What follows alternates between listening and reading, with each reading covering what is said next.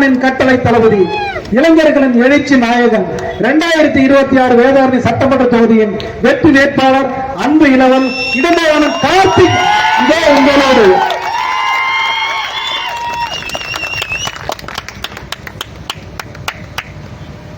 நானிலம் சரக்க நாம் தமிழர் ஆட்சியின் முழக்கத்தை வைத்து நடைபெற்றுக் கொண்டிருக்கிற பொதுக்கூட்ட நிகழ்வில் தலைமையேற்று நடத்திக் கொண்டிருக்கிற எமது அண்ணன்மார்களே, வீட்டிருக்கிற தாய்மார்களே, எனக்கு முன்பாக ஒரு பேருரை நிகழ்த்திய அன்பு நண்பர் திருப்பூர் சுடதேவர்களே, திறந்திருக்கிற தாய் தமிழ் சொந்தங்களே, உங்கள் அனைவருக்கும் எமது பணிவான வணக்கம்.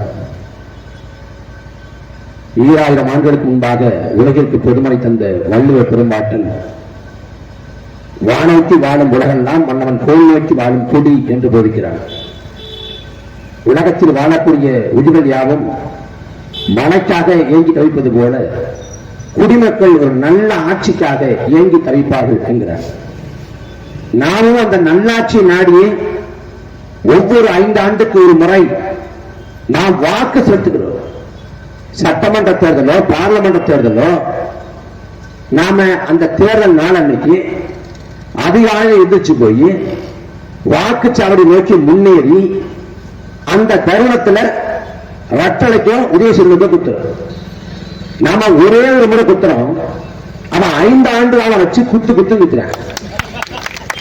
அப்புறம் குத்துதே கொடையின்னா எங்க போய் முறைக்கு என்ன செய்யறது? இந்த ஜனநாயகம்ங்கிற இந்த அமைப்பு முறை இல்லை, மக்களாட்சிங்கிற இந்த கட்டுமானம் மக்களால் மக்களுக்காக மக்களால் நிறுவப்பெற்ற ஒன்று. இந்த மக்களாட்சியில மக்களுக்கான உச்சபட்ச அதிகாரம் வாக்கு மட்டும்தான். வாக்கு செலுத்தி முடித்த பிறகு உங்கள் அதிகாரம் கடத்தப்பட்டு விடும். நாம் வாக்கு செலுத்துறோம். ஐயா OS மணியனுக்கோ ஐயா வேதரத்னத்துக்கோ நாம் வாக்கு செலுத்துவோம். வாக்கு செலுத்தி முடித்த பிறகு அவங்க வாக்குடைய நிறைவேற்றலன்னா நாம கேள்வி கேட்க முடியாது. வேதாரண்யேஸ்வரர் கோயில வாழக்கூடிய 7000 பேருக்கு நான் பட்டாவை பெற்று தருவோம்னு ஐயா வாக்குறுதி கொடுத்தாங்க, ஐயா OS மணியன்.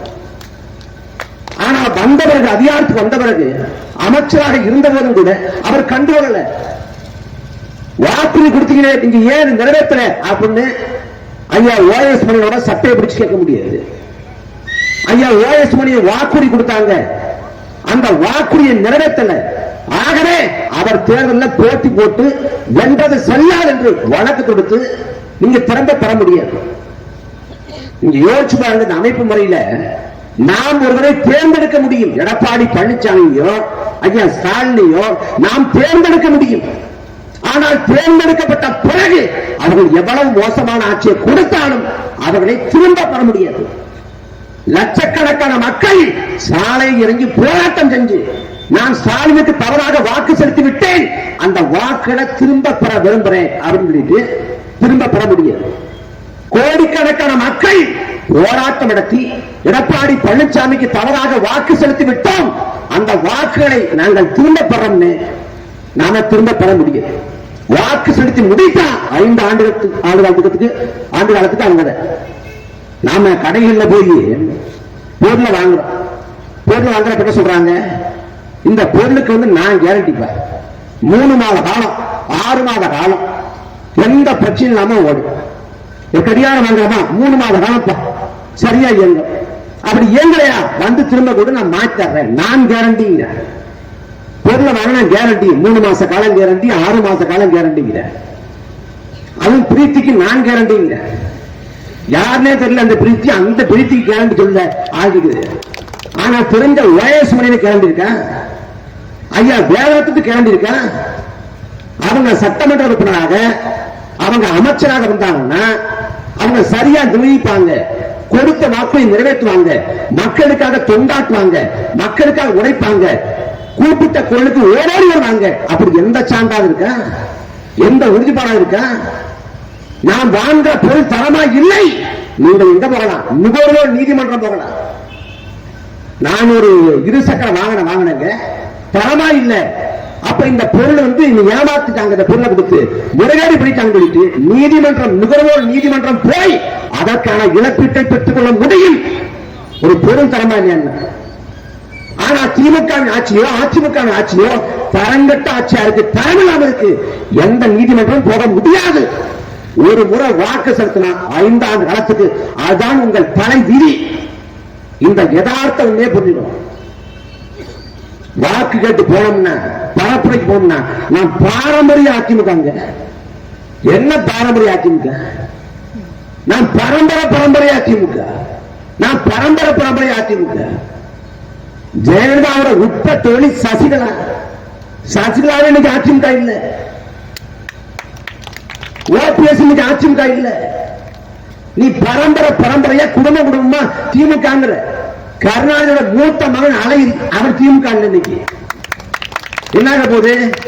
செந்தில் பாலாஜி எங்க இருந்தாரு? செந்தில் பாலாஜி அதிமுக இருந்தாரு. முத்துசாமி எங்க இருந்தாரு? அதிமுக இருந்தாரு. இன்னைக்கு திமுக இருக்கக்கூடிய சேகர் பாபு யார்? சட்டமன்றத்துக்குள்ளே கருணாநிதி அடிக்க பாஞ்ச ஆள் சேகர் பாபு. ஆனா அவர் இன்னைக்கு திமுக கிடையாது. இன்னைக்கு இருக்கக்கூடிய அமைச்சர்களை 7-8 அமைச்சர்கள் அதிமுக இருந்தவங்க. அதிமுக திமுக வந்துட்டாங்க. அதே போல திமுக இருக்காங்க, அதிமுக போறாங்க அமைச்சர் பெருமக்களே. ஆனா நீங்க அதிமுகவுக்கே போட்டு பழக்கமாயிடுச்சு, அதிமுகவுக்கே போட்டு பழக்கமாயிடுச்சு. ஓஎஸ் மணிய சட்டமன்றத்தில் இருந்துக்கிறாங்க ஐயா, அமைச்சரா இருந்திருக்காங்க ஐயா, தேவத்துல இருந்திருக்காங்க. வாய்ப்பு கொடுத்திருக்கீங்க, அவங்க நிர்வாகத்தை பார்த்திருக்கீங்க. நான் வாக்க மாத்தியே போட மாட்டேன். நான் திமுகவே போடுவேன். 2016 எஸ்கே வேலத்துல திமுக போடல, உதயசூனுக்கு போடல, தாமரைக்கு போட்டாரு. எங்க இருந்தாரு? திமுக பாஜக போறாரு, பாஜக திமுக வர்றாரு. இதே ஐயா வேலத்துக்காக நரேந்திர மோடி வேதாரண்யம் வர்றாரு. அவரே மாறிக்கிறாரு. ஆனா நான் மாற மாட்டேன், ரத்தனுக்கே போடுவேன், உதயசூனுக்கே போடுவேன்.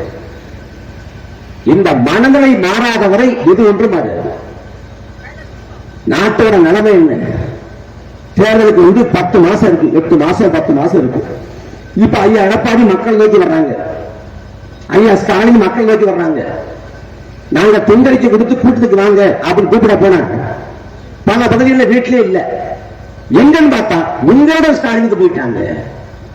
அதுல உங்களோட ஸ்டாலின் இப்ப தேர்தலுக்கு 8 மாசத்துக்கு 10 மாசத்துக்கு முன்னாடி உங்களோட ஸ்டாலின் வரக்கூடிய ஐயா ஸ்டாலின் இந்த 4 ஆண்டுகள் என்ன இருந்தாரு? யாரோட இருந்தாரு? எங்க இருந்தாரு? ஆட்சிக்கு வந்த உடனே தமிழ்நாடு முழுக்க முகாம்களை அமைத்து இந்த தொகுதியின் பிரச்சனை என்ன, இந்த பகுதியின் பிரச்சனை என்ன, இந்த மக்களின் வாழ்வாதாரம் என்ன என்று நீங்க முகாம் அமைச்சு குறை கேட்டிருந்தால் உண்மையிலேயே மக்களுக்கான தலைவர். இந்த 8 மாசத்துல 10 மாசத்துல ஆட்சி முடிய போகுது. இப்ப உங்களுடன் ஸ்டாலின் அப்படின்னு வாங்குறாங்க மனுவை. அதுவும் கருண் பக்கம் மனுவை வாங்கி வருஷ ஆத்துல விட்டாங்க. மக்கள் இந்த மனுவை கொடுத்தோன்னு நம்ம கோரிக்கையை பூரா நிவர்த்தி பண்ணி விட்டுருவாங்க, சரி பண்ணி விட்டுருவாங்க அப்படின்னு கொடுக்குறாங்க. ஆனா ஆத்திரம் விட்டுட்டான். இல்ல டீ கடையில போய் போண்டா பச்சி மடிக்க கொடுத்துட்டான். எப்படிப்பட்ட ஆட்சியாளர்? ஏன் இந்த ஆட்சியாளருக்கு திரும்ப திரும்ப வாக்கு செலுத்தணும்? ரட்டளைக்கு வாக்கு செலுத்தது இல்லையா? செலுத்திருக்கீங்க. உதயசூனுக்கு வாக்கு செலுத்தது இல்லையா? செலுத்திருக்கீங்க, செலுத்தி பார்த்திருக்கீங்க. திரும்ப திரும்ப ஏன் செலுத்தணும்? தமிழ்நாட்டை ஓராண்டு 2 ஆண்டு இல்ல 60 ஆண்டு காலம் திராவிட கட்சி ஆண்டு கிடந்தது. திமுக நேற்று தொடங்கப்பட்ட இயக்கம் இல்ல. இந்த நாடு விடுதலை பெற்ற பிறகு 1949 ஆண்டு தொடங்கப்பட்ட இயக்கம் திமுக. 75 ஆண்டுகள இயக்கம் திமுக. அதிமுக 1972 ஆண்டு தொடங்கப்பட்ட இயக்கம் அதிமுக. 50 ஆண்டுகள் ஆடிச்சு இவங்க எல்லாம் ஆனா திரும்ப திரும்ப வாக்கு செலுத்துறோம்னா நம் வாழ்வாதாரத்தில் ஏற்றம் இருக்க, நமது வாழ்க்கை தரத்தில் முன்னேற்றம் இருக்க, எதுக்கு இந்த கட்சிகளுக்கும் ஆட்சிகளுக்கும் நாம் வாக்கு செலுத்தணும்? அடிப்படை உரிமைக்கு அல்லாடுறோம், போராடுறோம். இங்க 60 ஆண்டுகள திராவிட ஆட்சி.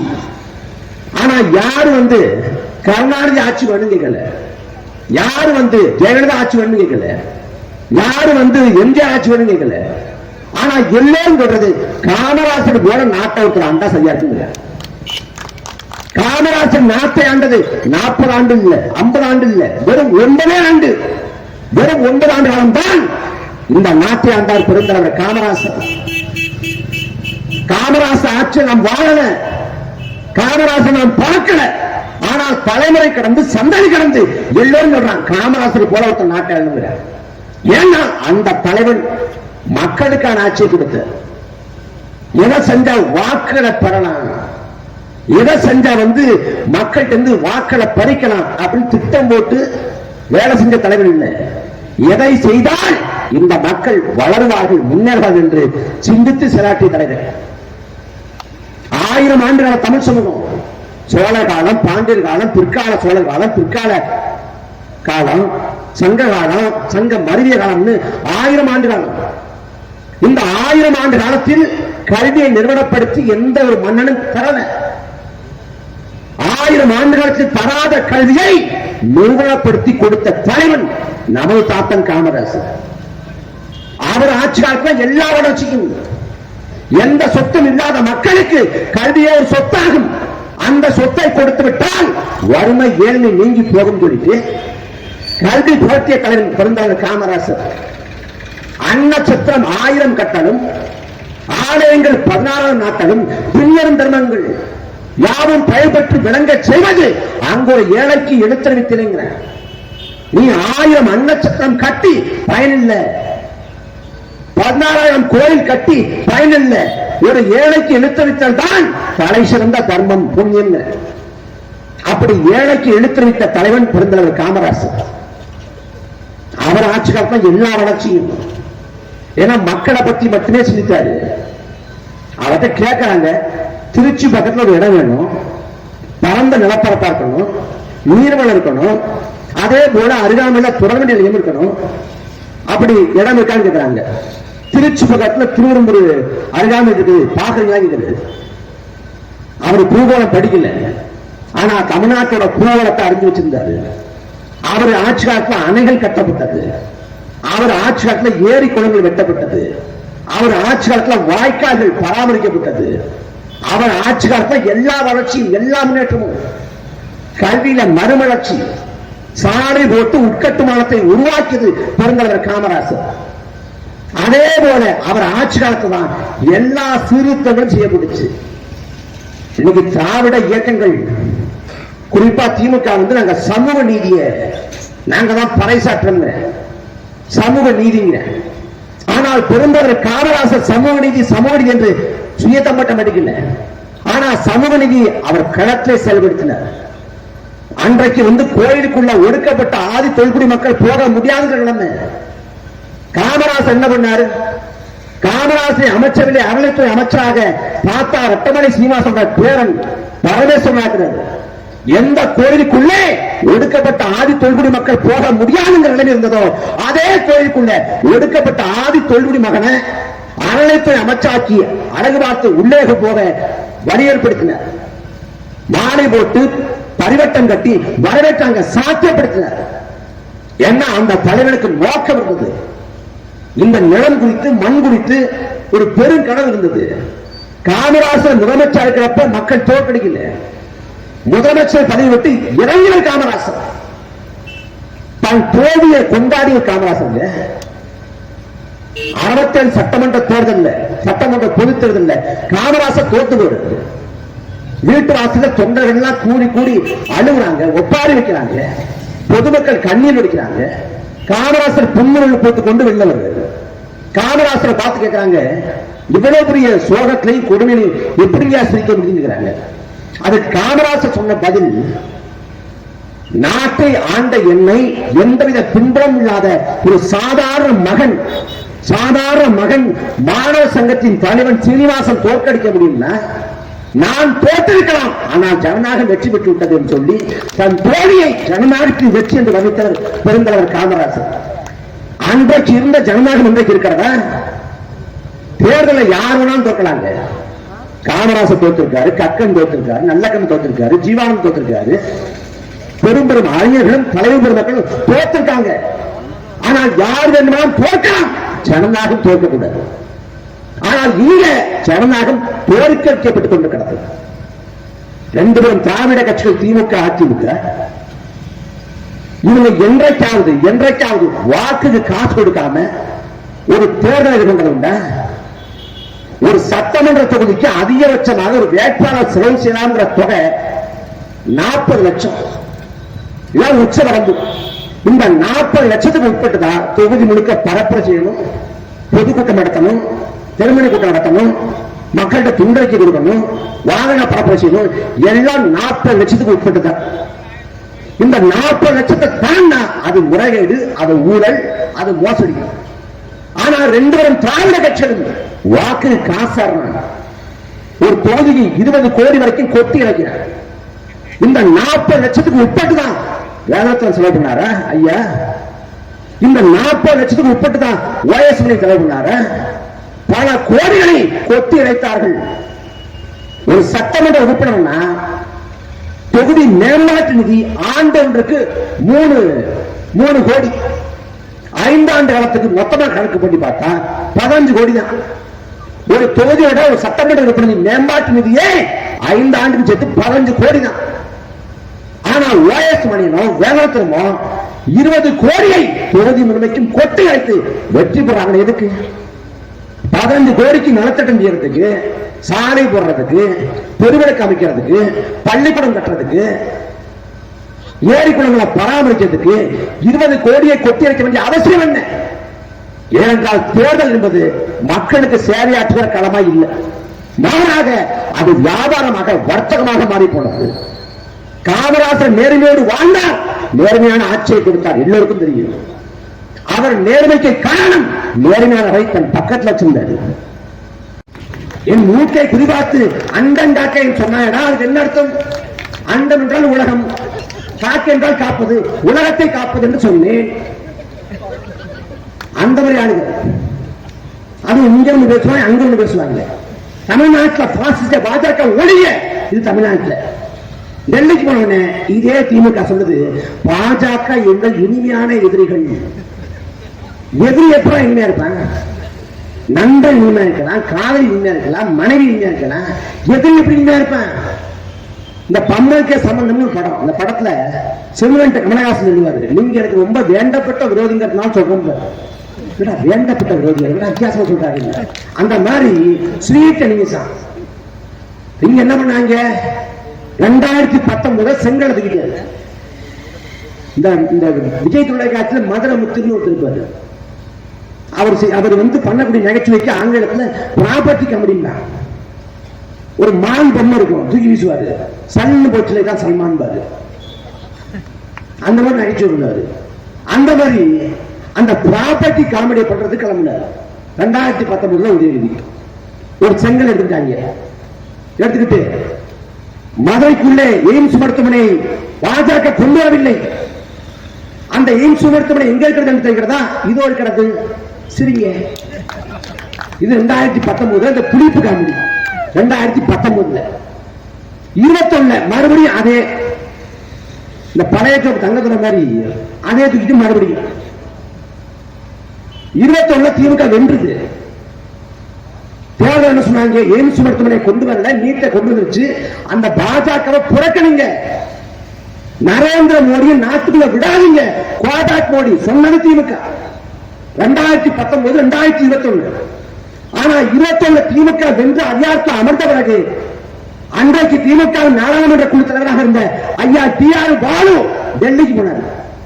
டெல்லிக்கு போய் அமித்ஷாவை பார்த்தாரு, மோடியை பார்த்தாரு. மோடி எதுக்கு பார்த்தாருன்னா தமிழ்நாட்டில் மருத்துவ கல்விகளை திறந்து வைக்கணும். அந்த மருத்துவ கல்வியை திறந்து வைக்கிறதுக்கு மோடியோட பொற்கரங்களாலதான் முடியும். அதனால மோடி வந்து மருத்துவ கல்வியை திறந்து வைக்கணும்னு திமுக அழைத்தது. அழைச்ச பண்ண சொன்னாங்க, என்னங்க நீங்க கோபாக் மோடி, நீங்க எய்ம்ஸ் மருத்துவமனை கொண்டு வரல, நீங்க அன்னைக்கு வந்து கருப்பு பணம்லான்ட்டீங்க, நீங்க மோடியை போய் மருத்துவமனை திறப்பு கூப்பிடுறீங்களேன்னு கேட்டா வெள்ளித்தட்டுல வச்சு 11 மருத்துவ கல்வியை கொடுத்தது மோடி. அந்த மோடியோட இணக்கமா போகாம என்ன பண்றது?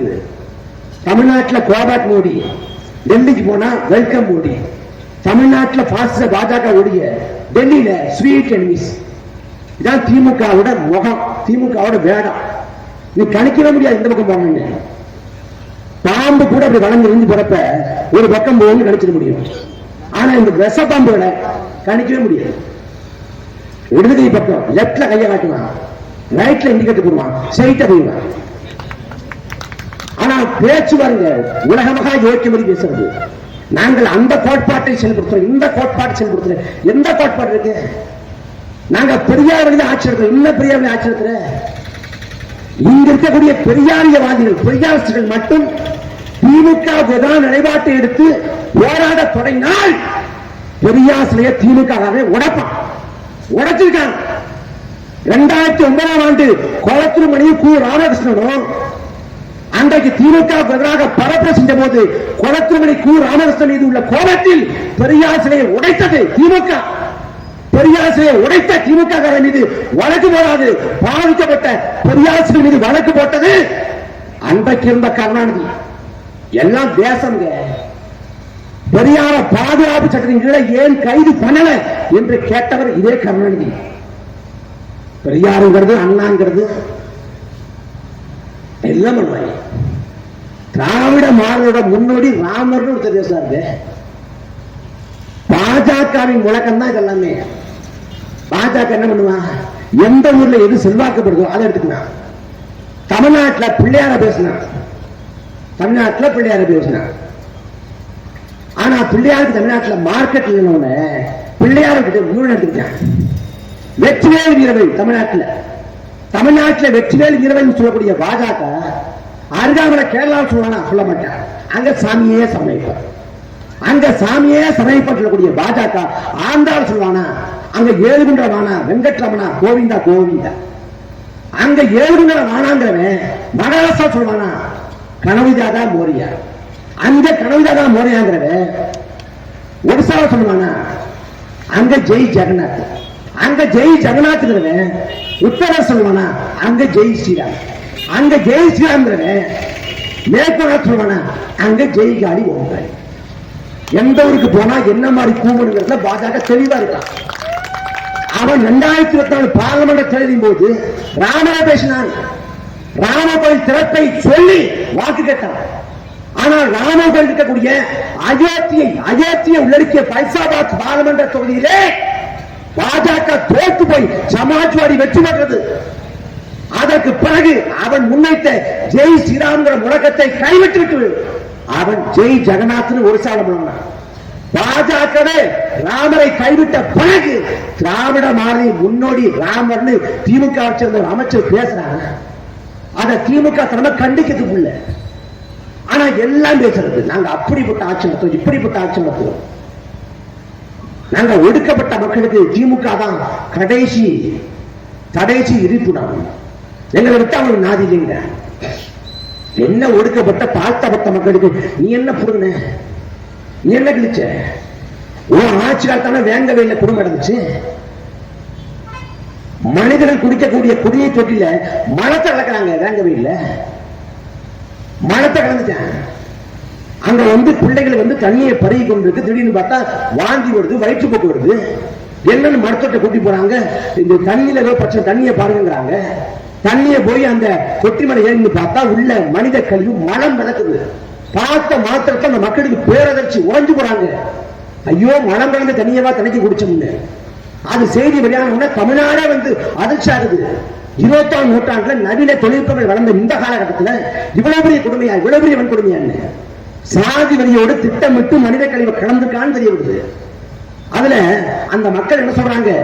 இந்த மனித கழிவை மலத்தை கலந்துக்கிறதுக்காக விஷத்தை கலந்து கொடுத்துக்கலாமே, நாங்க செத்து போயிருப்போமே, இப்ப தன்னால விளந்து வாழ்றோமே, எந்த ஊருக்கும் போறப்ப எந்த ஊருன்னு கேட்கிறப்ப வேங்க வேணும் சொல்ல முடியாம கூடி குறுகி நிக்கிறோமே, பொண்ணு கொடுக்க பொண்ணு எடுக்க தங்கானே நாங்க அவமானப்பட்டு நிக்கிறோமே. அப்படி வேங்கவையில் மக்கள் ஒடுக்கப்பட்ட ஆதி தொல்குடி மக்களான வேங்கவையில் மக்கள் கூடி குறுகி நின்ற போது சமூக நாங்கள் தான் பறைசாற்றம் சொல்லக்கூடிய திராவிட மாடல் அரசர் ஐயா ஸ்டாலின் அவர்கள் வேங்கவேலுக்கு போய் அந்த மக்களோட சரிக்கு சமமா தரையில உட்கார்ந்து அவங்க வீட்டுல ஒடுக்கப்பட தண்ணி எடுத்து குடிச்சு இந்த அரசும் நானும் உங்களோட நிற்பேன், தைரியமா இருங்க, நான் இருக்க உங்களுக்கு. அந்த தொட்டியை உடனா அப்படின்னு உடச்சு தகர்த்துட்டு சாதிக்கிறதா தனியா தொட்டி, எல்லா மக்களும் ஒரே தொட்டி தான்டா, இனி எல்லா மக்களும் ஒரே தொட்டி தான் பயன்படுத்த சொல்லிட்டு ஒரு பொதுவான தொட்டியை அமைச்சு கொடுத்து அந்த மக்களை பார்த்து அவங்களை தேற்றி ஆறுதல் பெற்றிருந்தா நீ சமூக நீதி பேசல. இது வரைக்கும் வேங்கவேலுக்கு போற துப்பு இல்லைங்க. ஆனா கேட்டா சொல்றது நாங்க சமூக நீதி பண்றோம். அந்த மக்கள் மனம் நொந்து சொல்றாங்க. ஒவ்வொரு வேலையும் நாங்க சாப்பிடும் போது தண்ணி எடுத்து பருகிறப்ப அந்த மலம் கலந்த தண்ணி தான் ஞாபகத்துக்கு வருது. சோறு தொண்டை குடிக்குள்ள இறங்க மாட்டேங்குதுன்னு மனம் குழுங்குறாங்க. அந்த மக்களுக்கு நீதியை பெற்று தராத கேடுகட்ட திமுக அரசு நமக்கு என்ன செஞ்சு கொடுங்க போறேன், என்ன செய்ய போற? தூத்துக்குடி பக்கம் கவிழ்ங்கிற ஒரு பிள்ளை வாழ வேண்டிய இளம் தடி நல்லா படிச்சு முன்னேறவன், அவன் சாதியத்தால ஆணவ கொலை செய்யப்படுற. அவன் ஆணவ கொலை செய்யப்பட்ட பிறகு 4 நாட்கள் அவன் உடலை வாங்காம அவன் பெற்றோர் போராட்டம் பண்றாங்க. 4 நாட்கள் ஏன் உடலை வாங்காம போராட்டம் பண்றாங்க? காரணம் இந்த அரசு நம்பிக்கை இல்லை, அவநம்பிக்கை. நான் உடலை வாங்கி அடக்க பண்ணிட்டோம்னா எரிச்சிட்டோம்னா இந்த அரசு இதோட மூடிடும் அப்படின்ட்டு. அப்ப சமூக நீதினு பேசுவான், திராவிட மாறும்பா, விளிம்புநிலை மக்களுக்கான ஆட்சிம்பா, ஒண்ணும் செய்ய மாட்டேன். ஒரு நாட்டில் அடிப்படை மக்களுக்கு அடிப்படைங்கிறது உணவு, உடை, உறையும். ஆனா 60 ஆண்டு கால திராவிட ஆட்சி காலத்துல 70 ஆண்டு கால சுதந்திர இந்தியாவில் இன்னைக்கு தண்ணிக்கு மக்கள் அல்லாடுறாங்க. சாலை வசதி கட்டு மக்கள் போராடுறாங்க, பட்டா கட்டு போராடுறாங்க. இதே வேதாரம் தொகுதிக்குள்ள கோயில் நிலத்துல வாழ்றான், பட்டா பெற்றுக் கொடுங்க மக்கள் போராடுறாங்க. இதுக்கு என்ன தீர்வை பெற்றுத்தர போகுது திமுக? என்ன தீர்வை பெற்றுத்தர போகுது? கோயில் நிலம் நாங்க எப்படி பட்டா தர முடியும்? யார் கேட்கிறான்? இதே திமுக அரசு கோயில் நிலத்துல பட்டா தர முடியாது, அது சட்டத்துக்கு புறமானதுன்னா அதே கோயில் நிலத்துல மண்ணை அள்ளி கொண்டு போயிடா பள்ளியோட்ட போயில, மண்ணை அள்ளி கொண்டு போறது சட்டத்துக்கு புறமானது இல்லையா? இது யாருக்கான ஆட்சி, யாருக்கான நிர்வாகம்? நாம் வரி செலுத்தி வாக்கு செலுத்தி நாம் இந்த அரசை தீர்மானிக்கிறோம், நிர்மாணம் செய்யறோம். ஆனா இந்த அரசு நமக்காக இயங்குவது இல்லை. நமக்கு ஒரு படிப்பினை தேவைப்படுது, பாடம் தேவைப்படுது. இனியாவது உங்களை பிறந்தது இல்ல, திரும்ப திமுக தான் போடுவேன், திரும்ப அதிமுக தான் போடுவேன்.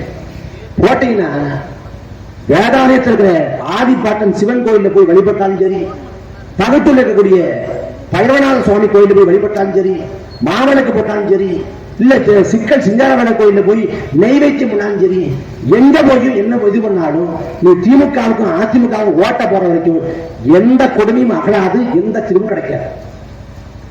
நாட்டை அயோக்கிய பெயர் கையில கொடுத்துட்டு நீ சிவன்கிட்ட போய் முருகன்கிட்ட போய் வழிபட்டு பண்றது, வாக்கை மாற்று, எல்லாம் மாறும். உங்கள் வாக்கை மாற்றி செலுத்தாத வரை உங்க வாழ்வில் எந்த மாற்றம் வராது. மாற்றி செலுத்துங்க. நண்பர் சொல்றதை சொன்னது போல எல்லாத்தையும் புதுமையை விரும்புறோம். இதுல புதுசா விரும்புறோம், அதுல புதுசா விரும்புறோம். பழைய சட்டையா வேண்டாம், பழைய சட்டை எனக்கு வேண்டாம், புது சட்டை.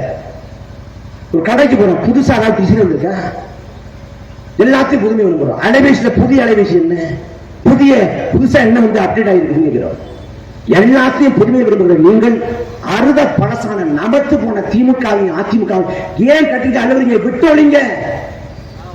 திமுகவும் அதிமுகவும் செத்த பிணங்கள், பிணங்களை அடக்கம் செய்ய வேண்டிய ஒழிய கட்டிக்கிட்டு அழ முடியாது. திமுக அதிமுக விடுங்க, ரத்தலை உதவி மறங்க, மறந்துவாங்க, மாற்றத்தை தேடுங்க. இல்ல எனக்கு இளைய வேண்டாம், சூரியன் வேண்டாம், புதுசா ஒருத்தர் வர்றாரு அவருக்கு போடலாமா? ஏன் போடுற? அவர் திரைப்படத்தை நல்ல நடிப்பாரு, நல்ல நடனமாடுவாரு, அவர் நல்ல பார்க்கறதுக்கு அப்படியே நல்லா இருக்காரு. நாட்டிய அலுவலருக்கு இதெல்லாம் தகுதியா? ஒருத்தர் நல்ல வாகனம் ஓட்டுவாரு, நல்ல வாகனம் ஓட்டுவாருன்னு அவரை போய் நீங்க ரசமும் ஓட்டமும் கையன்னு சொல்ல முடியுமா? ஒருத்தர் நல்ல பிரியாணி சமைப்பாரு, அவர் நல்ல சமைப்பாருங்க, நீங்க வாகனத்தை ஓட்டுங்கன்னா போய் சேர வேண்டிய. நடிப்பாரு, நடிக்கிறாங்க, கை தட்டி ரசிங்க, கொண்டாடுங்க. ஒரு கலைஞராக அவர் அங்கீகரிங்க, பிரச்சனை இல்லை. ஆனா அதுக்கு நாட்டை கொடுப்பா இல்லங்க. 250 கோடியை விட்டு வந்தாரு. 3000 கோடி 4000 கோடி சம்பளத்தை ஒட்டுமொத்தமா பணத்தை வந்து வச்சுக்கிட்டு 3000 கோடி 4000 கோடியை வச்சுக்கிட்டு வீட்டுல வச்சுக்கிட்டு 50 வயசு வரைக்கும் எல்லாம் ஆட்டம் போட்டுட்டு இப்ப வந்து நான் மக்கள் சேவை ஆற்ற போறேன் 250 கோடி இருக்கு வரேன்னா, நாங்க எல்லாம் 18-17 வயசுல எல்லா பிள்ளைகளும் சம்பாதிக்கணும் வெளிநாட்டுக்கு போனப்ப இந்த மண்ணையும் மக்களையும் நீக்கம் கலப்பு நிற்கிறோம். எங்க அண்ணன் ராஜேந்திரன் அவர் வாழ்க்கை உண்டு, அவர் குடும்பம் உண்டு, அவர் சம்பாத்தியம் உண்டு வாழ்ந்தா அப்படி வாழ முடியும். ஒரு மாசத்துக்கு முன்னாடி ஒரு விபத்து, பெரிய விபத்தாயிடுச்சு. நிர்மிக்க முடியாத அளவுக்கு அண்ணன் ராஜேந்திரனுக்கு விபத்து. இப்போது வரைக்கும் நடக்கிறப்ப அவ்வளவு கஷ்டப்படுறாரு. ஆனா வீதி வீதியா போய் மக்கள்கிட்ட வாக்கெடுக்கணும்னு என்ன தலையெழுத்து இருக்கு? என்ன தலையெழுத்து? அண்ணன் முருகானம் இருக்கிறாங்க, அவர் வெளிநாட்டுக்கு போய் நல்லா வாழ முடியும். ஏன் அந்த வாழ்க்கை விட்டுட்டு இங்க ஊருக்கு வந்தா அவர் வீட்டை விட கட்சி ஏன் அழைகிறாரு? ஏதாவது ஒரு மாற்றத்தை நிகழ்த்த முடியாதா? இந்த மண்ணுக்காக மக்களுக்காக ஏதாவது பண்ண முடியாத ஏக்கம் தவிப்பு எல்லாரும் நினைக்கிறோம். அப்பழுக்கற்று நிற்கிறோம். இந்த மண்ணை மக்களை நேசித்து நிற்கிறோம். எங்களை விட்டுட்டு நீங்க திமுகவுக்கு போடுறது, அதிமுகவுக்கு போடுறது, விஜய்க்கு போடுறேன். ஆயிரக்கணக்கில் ஒரு பிரச்சனை, நீங்க பணியூருக்கு போகணும். எப்படிப்பட்ட தலைவர் பாருங்க. போராட்டம் நடக்குது, தூய்மை பணியாளர் போராட்டம். நான் செய்தியை பார்க்கிறேன் அலைவேசியில. போராடக்கூடிய தூய்மை பணியாளர்களை விஜய் பார்க்கிறாரா அப்படின்னு, பரவாயில்லையே பார்க்கிறாரா அப்படின்னு பார்த்தா இல்ல, இவரை பார்க்கலையா, இவரை பார்க்க இவங்க கிளம்பி போறாங்க. வெள்ளத்தால பாதிக்கப்பட்ட மக்களுக்கு வந்து நிவாரணம் கொடுக்கிறாரு. எங்க கொடுக்கிறாரு? பனையூர்ல கொடுக்கிறாரு. பனையூர்ல வெள்ளமே வரலையே.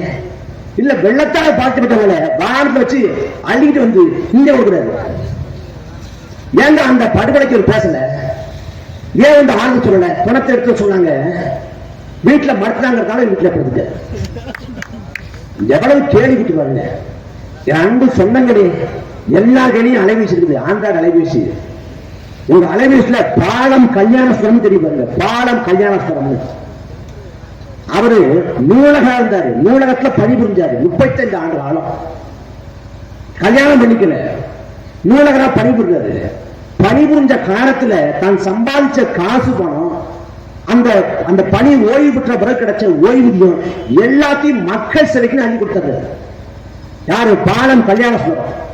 உலகம் பார்த்து வியக்குது. பாலம் கல்யாணஸ்வரம் போன்ற ஆட்களை வந்து பார்க்கறது அழுதுன்னு அழுதுன்னு சொல்லிட்டு அன்றைக்கு அமெரிக்காவோட அதிபராக இருந்த பில் கிளின்டன் அரசு சாராம 2 பேர் தான் இந்தியாவில் பார்க்க விரும்பினார்.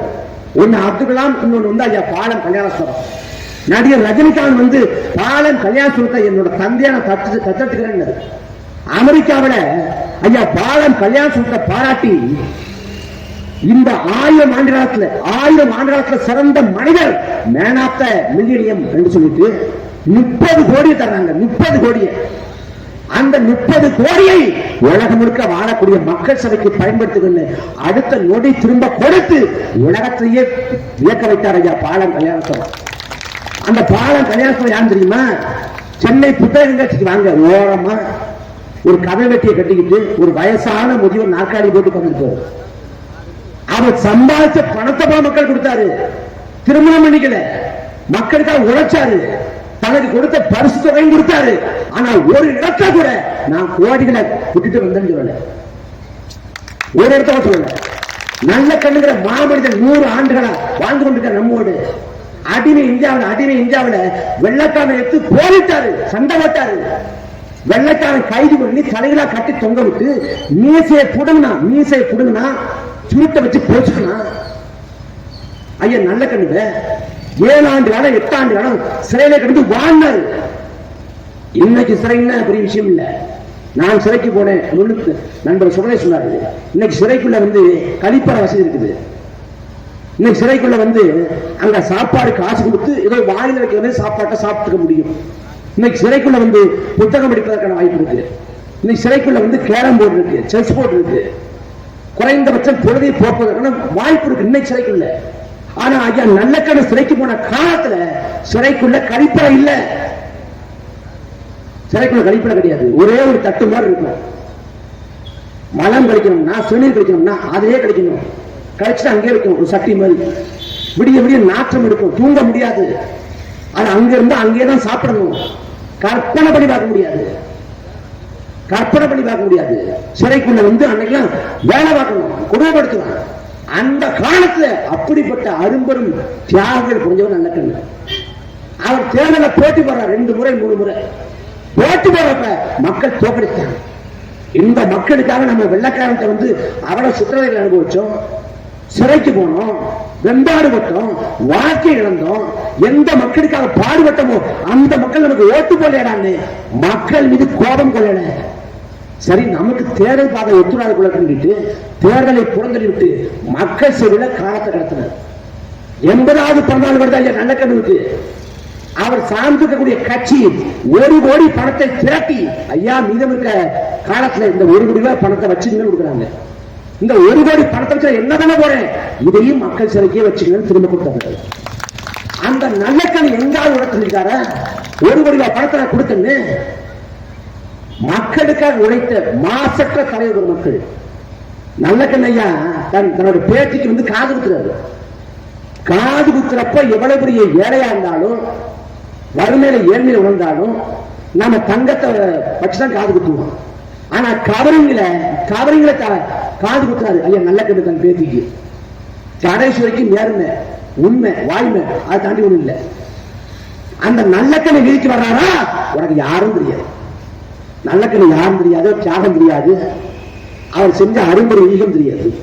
ஆனா விஜய் வர்றாரு, நீ வா நீ வா, என்ன பேசிட போற, என்ன நாளைக்கு காலையில பரப்புற, என்ன பேச போறான்னு போன மாதிரி கொடுத்துருக்கான்.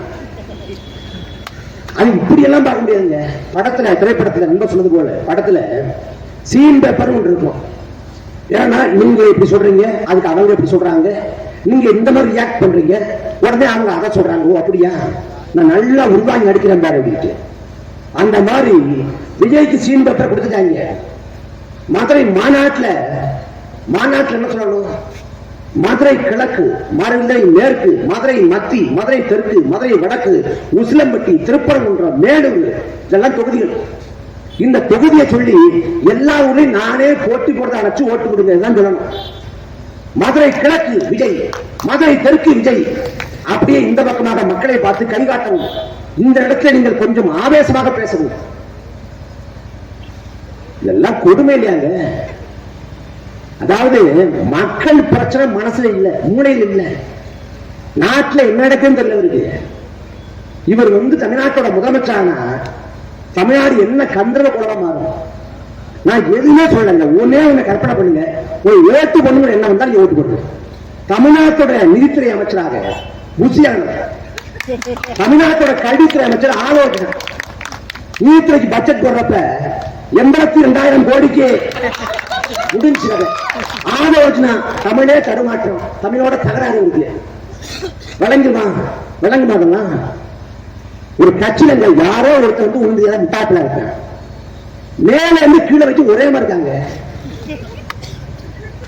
கவினோட சாதி ஆணவ கொலைக்கு ஏண்டா பதில் சொல்லல விஜய் இன்னொரு கேட்கிறேன். ஒளிவாங்கி நிறுத்தி அதுக்கு அந்த ஒளிவாங்கி நிற்க தாரேக்கா சொன்ன பதிலுக்கு வந்த நான் மிரண்டுட்டேன். சஸ்பென்ஸ் படத்துல சஸ்பென்ஸ் இருக்கலாம்டா, கிளைமேக்ஸ் இருக்கலாம்டா, ட்விஸ்ட் இருக்கலாம்டா, என்னடா கேள்வியில சஸ்பென்ஸ் சத்தியமா தெரியலங்க அவனுக்கு. அது ஒரே மாதிரி துண்டை நம்ம துண்டுன்னா நமக்கு அடையாளம் தலைவர் படம் இருக்கு, புலி சின்னம் இருக்கு. ஆனா அந்த கட்சி தலைவனே தலையில கிடையாது. இவன் எல்லாம் தலைக்கு மேல சுத்துறான், தலைக்கு மேல சுத்துறான். காவேக்கா வந்து டிவிக்கே எதுக்கு நான் சொல்றீங்கன்னு கேட்டீங்க. தளபதி அதுல சேலத்துல வந்து மழை பெய்யுது. மழை பெய்ஞ்சு என்ன பண்றாங்க, ஒரு தேங்காயில சூடம் வச்சுக்கிட்டு சுத்தி வர்றாங்க. எது அந்த பெய்யக்கூடிய மழைய இந்த ஒரு தேங்காயும் இந்த 1.5 சூடம் வச்சு எடுத்த போறாங்க. இந்த வடிவேலுக்கு விவேக் அப்பார்ல இவ்வளவு பெரிய புயல் பாசல ஓடாத வண்டியாடாத எலுமிச்சமரத்தை ஓட போகுது கேட்ட மாதிரி அவ்வளவு பெரிய வானம். அந்த மழைப்பொழிவு ஒரு தேங்காயும் 10 ரூபாய் தேங்காயும் 1.5 ரூபாய் சூடனை வச்சு எடுத்துறீங்க. இவன் தமிழ்நாட்டில் வந்து சட்டமன்ற உறுப்பினர் ஆனாலும் உள்ளாட்சித்துறை அமைச்சரான என்ன ஆகும் யோசிச்சு பாருங்க. நாம கேள்வி பண்றோம் செல்லூர் ராஜு வந்து ஒரு காமெடி வைகை அணையில வந்து திருமண போட்டு மூட பார்த்தாரு. உலக மகா காமெடி என்ன. அவரும் ஒரு மாசத்துக்கு முன்னாடி இன்னுமாங்க ஓட்டுவீங்க, அது முடிஞ்சு பல வருஷம் ஆச்சுங்க, இன்னுமாங்க ஓட்டுவீங்க. இப்ப இவங்க வந்தாங்கன்னா அவையெல்லாம் பரமாத்மா. அப்படிப்பட்ட கூட்டம். கொள்கையும் இல்ல, கோட்பாடும் இல்ல, எதுவும் இல்ல. ஆனா குறுக்க எடுக்க ஓடுறாங்க. எதை கட்ட எதுக்கும் வருது. கமலஹாசன் வந்தாரு, ஒரு தேர்தலை காலி விட்டு போனாரு. வந்துட்டு நான் இடதும் இல்ல வலதும் இல்ல, மையம் அனுப்பேன், நட்ட நடந்து நிற்பார். இப்ப சகோதரர் சொன்னது போல, நண்பர் சொன்னது போல, அறிவாளத்து வாசல்ல விளக்க பிடிச்சு நிற்கிறது. கமலஹாசன் எங்க போனாரு? ஒரு தேர்தலில் ஓட்ட போட்டார். ஒரு தேர்தலில் ஓட்ட போட்டு வாக்க நாசம் பண்ணான். 4 விழுக்காடு வாக்கு. கமலஹாசன் ஆளே காணும். தொலைக்காட்சி உடைச்சார், டிவி உடைச்சார், ஒரு டிவிக்குள்ள போயிட்டார். அதே போல விஜய் வருது. களத்துக்கு வர மாட்டாரு, போராடுற மக்களை சந்திக்க மாட்டாரு, கொள்கை பேச மாட்டாரு, கோட்பாடு பேச மாட்டாரு, எதுவும் செய்ய மாட்டாரு. ஆனா முதலமைச்சராக்கி உட்கார வச்சிருந்தார். தமிழ்நாட்டோட சாவக்கேட இன்னைக்குதான் ஒரு தலைமுறை இழந்து வருது. நாம் தமிழர் கட்சி வந்த பிறகு தமிழ்நாட்டின் மேடைகள்ல அரசியல் வந்து அப்பழுக்கற்ற அரசியல் பேசப்படுது, கொள்கை கோட்பாடுன்னு கேட்கப்படுது, உன் சித்தாந்த பார்வைன்னு கேட்கப்படுது.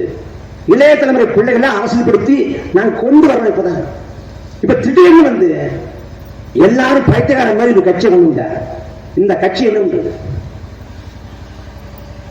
மக்களவைக்கு மாநிலங்களவைக்கு என்னடா வேறுபாடு கேட்டா தெரியாது.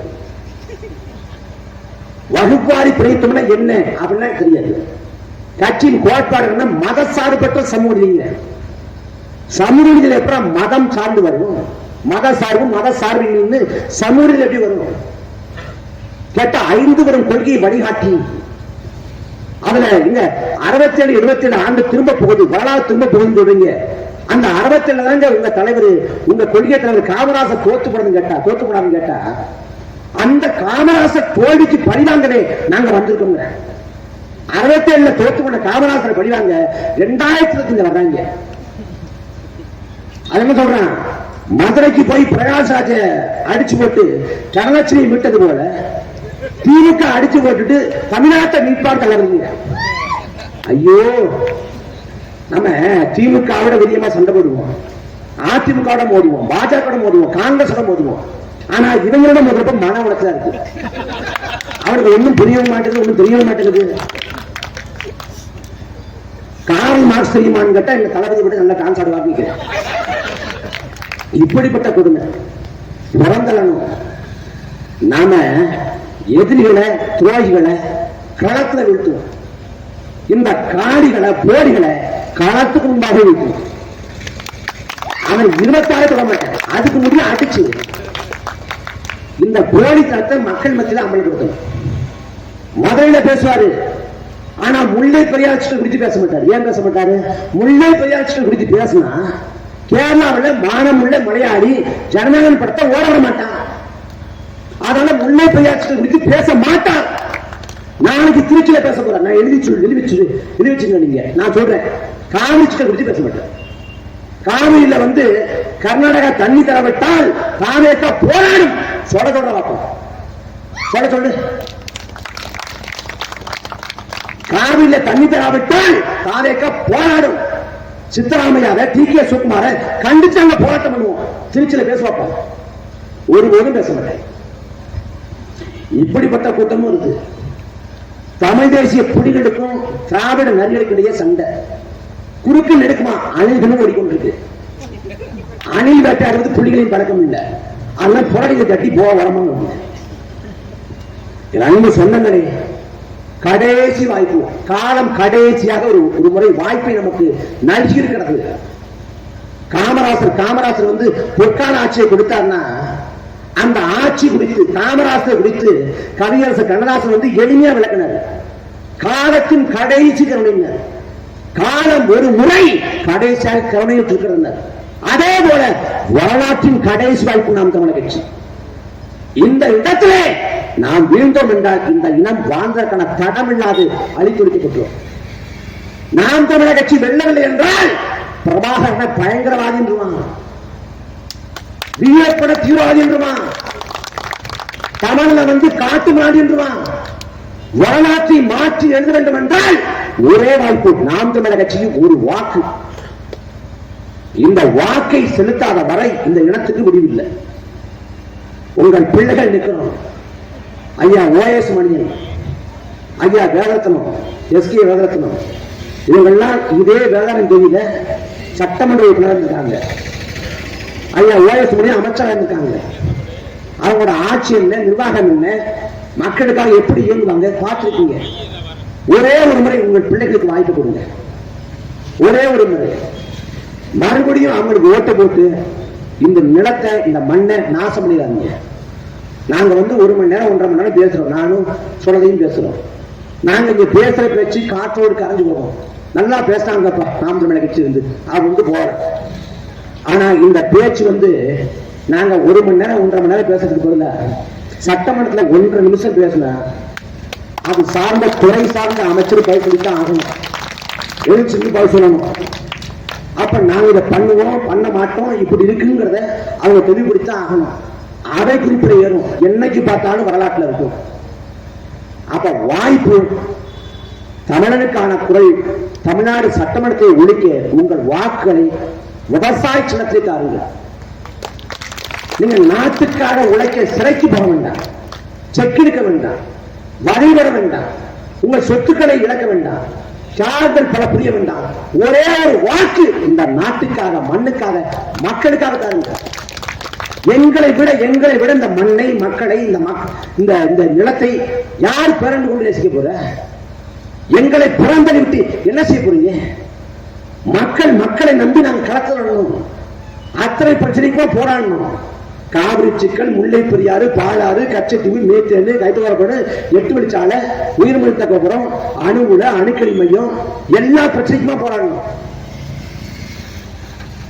கஜா புயல், தானே புயல், நிவர் புயல், ஒச்சி புயல், சென்னை பருவம்னு மக்கள் கஷ்டப்பட்ட காலத்துல மக்களோட களத்தில் நின்னோம்.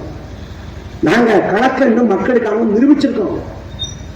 நாங்க என்னைக்கும் போராட்டம் மட்டும் சொல்லிட்டு மற்ற கட்சிகள் போல கத்திங்கி வாங்கினது இல்லை.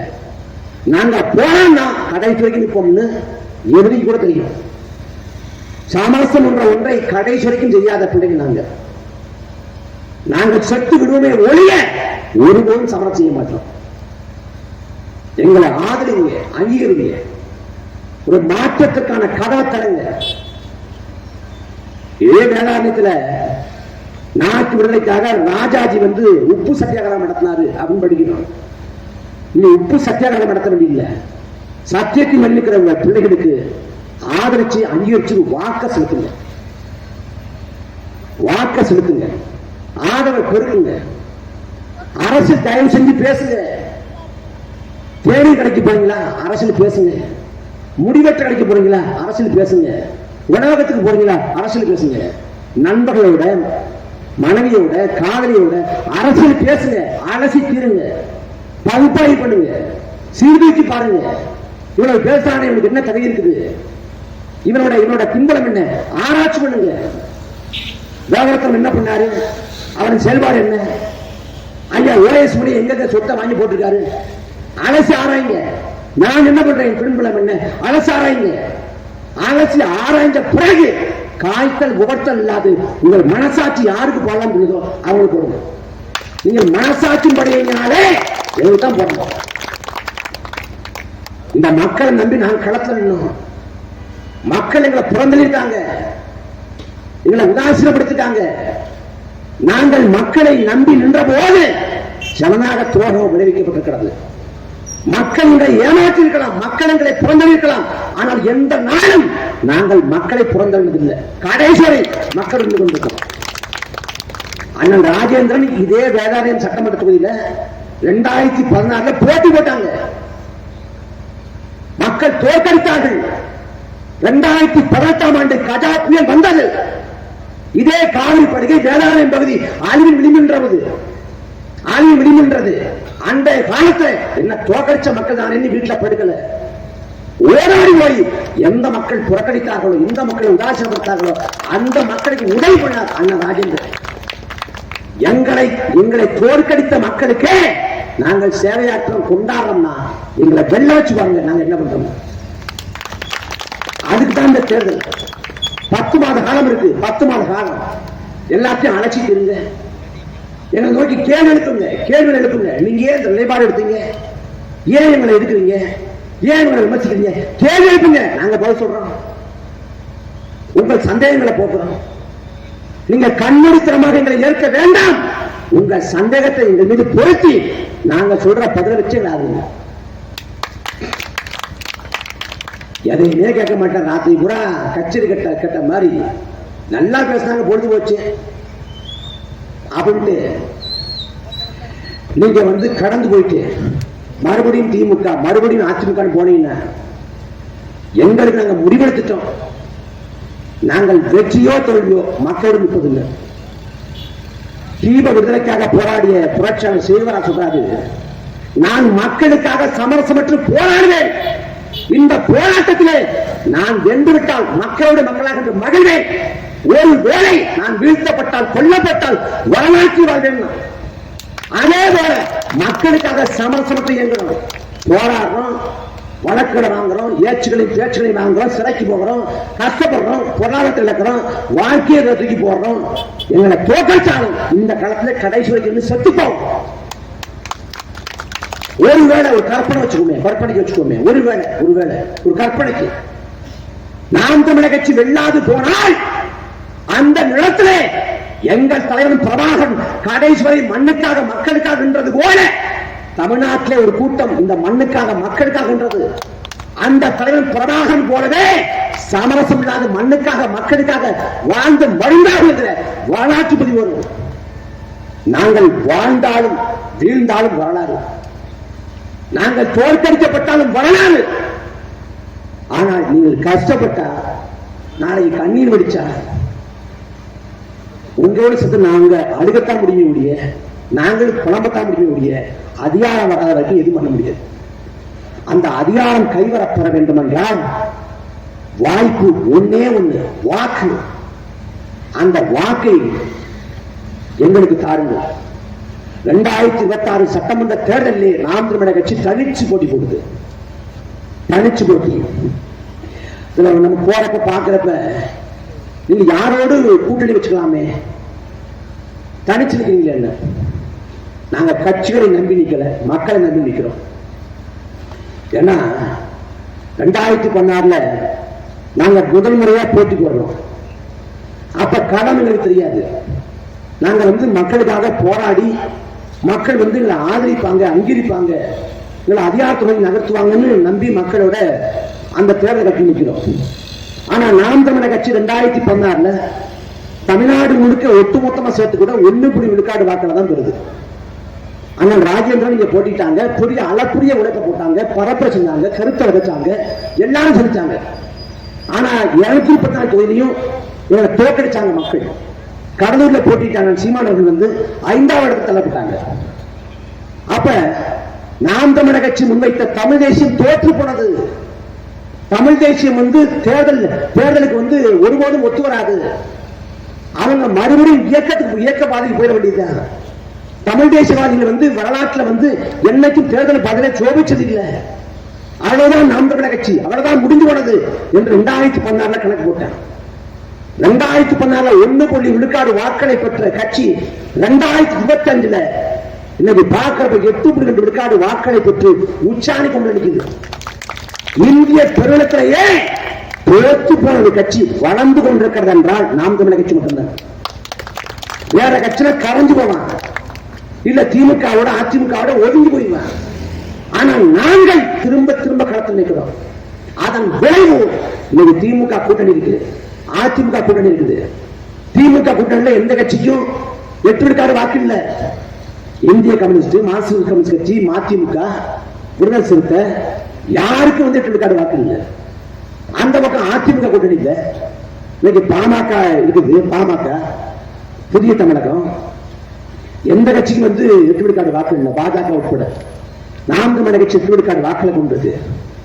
திமுக திமுக அதிமுக வந்து நான் காசு கொடுக்காம வாக்குகளை பெற்று சொல்ல முடியாது.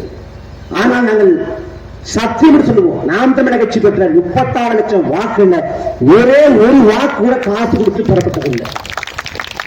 காசு இருந்தாங்க தேர்தலில் போட்டி போட முடியும், காசு இருந்தாங்க கட்சி நடத்த முடியும், காசு இருந்தாங்க தேர்தலில் வந்து நீங்க ஏதாவது பண்ண முடியும் என்று சொன்ன காலத்துல காசு கொடுக்காம கருத்தை விதைச்சு, கொள்கையை விதைச்சு, கோட்பாட்டை விதைச்சு மக்களை அரசியல்படுத்தி மக்கள் நம்பிக்கை என்று நாங்கள் இந்த இடத்துக்கு இருந்திருக்கோம். இந்த 8 விழுக்காடு வாக்கு 25 விழுக்காடு வாக்காக மாறினால் நாம் தமிழக கட்சி ஆட்சி காட்டில் அமரும். நாளிலம் போற்ற நாம் தமிழக ஆட்சி மலரும். அது மலர்வதற்கு உங்கள் வாக்களித்தார்கள். சாத்தியமா? கட்டாயம் சாத்தியப்படும். திமுக முதல் முறையாக 1967 ஆட்சியை பிடிக்குது. 67 ஆட்சியை பிடிக்கும்னு அன்றைக்கு அறிஞர் அண்ணாவே நம்பல. தமிழ்நாடு முழுக்க மொழி போராட்டம், இந்தியை திணித்து தமிழை சிதைக்க முற்பட்ட போது அந்த மொழியை காட்ட கோரி மாணவர்களும் இளைஞர்களும் களத்திலே போராடி மாண்டார். அதன் விளைவாக 67 சட்டமன்ற பொதுத் தேர்தலில் திமுக வென்றது. 67 தேர்தலில் முதலமைச்சர் பதவி இல்ல. அண்ணா தென்சென்னை மக்களவைக்கு போட்டி போட்டது. முதலமைச்சர் வேட்பாளர் இல்லாது திமுக களம் கண்ட தேர்தலில் முதலமைச்சராக அண்ணா மாறினார். அண்ணா சொன்னாரு, இன்னும் பல காலம் பக்குவப்பட்டு பயணப்பட்ட பிறகு இன்னும் பல அனுபவங்களையும் படிப்பினைகளையும் நாம் கற்றுக்கொண்ட பிறகு ஆட்சி பிடிச்சுக்கலாம். 18 ஆண்டு காலத்துக்கு நாங்க 15 ஆண்டு காலத்துல நிற்கிறோம். வரக்கூடிய காலம் நாம் தமிழர் காலம். 2026 அதிகாரத்திற்கு நகர்வோம். இன்னும் 8 மாத காலம் 10 மாத காலம் இருக்கிறது. இந்த 10 மாத காலத்தில் அயராது நாங்கள் உழைப்பை செலுத்துவோம். உழைப்புனா மக்களை அரசியல்படுத்துவது, மக்களுக்கு விழிப்புணர்வு ஊட்டுவது. வங்காளி மாத்தாங்கிற போராளி தாய் சொல்ற, மக்களை அரசியல்படுத்தாது, மக்களை அணிதிரட்டாது, இந்த வளங்கள் யாவும் மக்களுக்கு சொந்தமானதுங்கிற புரிதலை உருவாக்காது, இந்த வழக்கொலையை தடுக்க முடியாதுங்கிற. அதே போல மக்களை அரசியல்படுத்துறோம், அணிதிரட்டுறோம். இந்த மண்ணை, இந்த நிலத்தை காக்க துடிக்கிறோம். எங்கள் சின்னம், எங்கள் எண்ணம் தான். இலக்கியங்கள் வந்து விவசாயிகளை கொண்டாடுது. மந்திரி ஞானத்து வாழ்வோர்க்கெல்லாம் ஒண்டி கொடுத்தவன் உயிர் கொடுத்தவன் போல. உணவை படைக்கிற விவசாயி உயிரை படைக்கிற இறைவனுக்கு ஒப்பானவன். அந்த விவசாயிகளை போற்றி தொழுவதற்கு, அந்த விவசாயிகளை வாழ வைப்பதற்கு ஒரே வாய்ப்பு விவசாய சின்னம் தான். இரட்டலையை மறையுங்கள், உதயசூரியனை புறந்தள்ளுங்கள், விவசாயிக்கு உங்கள் வாக்களித்தார்கள். நாங்கள் இறுதி வரை உறுதியாக இந்த மண்ணுக்காக மக்களுக்காக உழைப்போம். இந்த மண்ணுக்காக மக்களுக்காக அரும்பாறை ஆற்றி கடைசுரை களத்து வைப்போம். வாழ்வோ சாவோ இந்த மக்களோடு தான். அதை உணர்ந்து உங்கள் பிள்ளைகளுக்கு வாய்ப்பை தாருங்கள். நாங்கள் கடைசுவரை இந்த மக்களோடு களப்பணியாற்றி மக்களுக்காகவே சாவோம். நன்றி, வணக்கம்.